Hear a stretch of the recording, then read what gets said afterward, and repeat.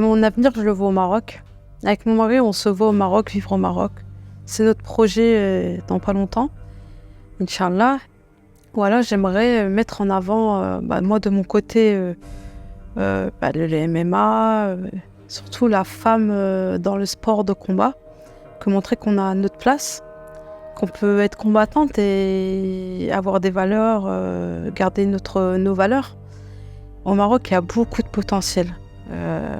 Mon mari aussi, voilà, son objectif, lui, ça fait longtemps qu'il est dans ce sport. Et donc, il aimerait donner son savoir à tous ces jeunes Marocains, parce qu'au Maroc, il y a beaucoup, beaucoup, beaucoup de potentiel. Il y a vraiment... ils ont la dalle au Maroc, ils ont faim, il peut y avoir plein de champions. C'est juste que, voilà, il faut être derrière eux, il faut avoir les bons coachs, il faut... des vrais coachs diplômés, tout, être bien suivis. Et voilà, nous, on a envie de venir au Maroc et d'ouvrir, Inch'Allah, notre salle de sport. Et moi aussi, j'ai un truc que j'aime depuis très longtemps, c'est de travailler avec les handicapés et pourquoi pas aussi ouvrir une section handisport. Voilà, d'être avec eux, de leur montrer qu'eux aussi, ils ont leur place dans le sport, que c'est pas parce qu'ils ont un handicap qu'ils peuvent pas faire de sport.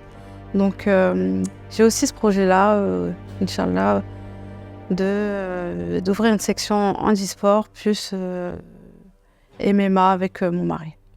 Et en fait, ce qui m'a touchée, un jour, j'ai fait une compétition internationale à Casablanca. J'étais entourée de personnes handicapées qui sont venues me soutenir. Et en fait, leur amour, c'est un truc de fou, comment on relativise dans la vie, qu'on se dit on n'a pas le droit de se plaindre. Que voilà, on peut pas se plaindre, sachant qu'il y a des gens qui vivent d'autres épreuves plus importantes. Et que malgré ces épreuves-là, ils ont le sourire tous les jours et ils nous donnent l'amour, mais vraiment, moi l'amour qu'ils m'ont donné, c'est ça qui m'a touchée, je me suis dit ouais, j'ai envie de faire ça au Maroc. Et au Maroc, on n'est pas concentré sur les handisports, parce qu'il y a les championnats du monde, il y a les championnats paralympiques. Donc on peut avoir aussi des champions handisport au Maroc. Donc j'aimerais bien aussi faire ça. Créer des champions handisport.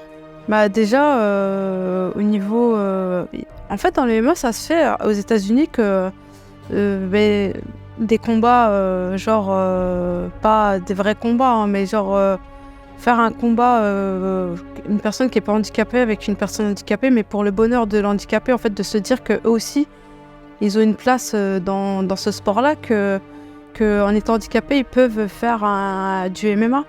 Et quand on voit ces combats-là, mais caritatifs, hein, c'est pas la personne en face ne tape pas fort l'handisport, hein, la personne handicapée.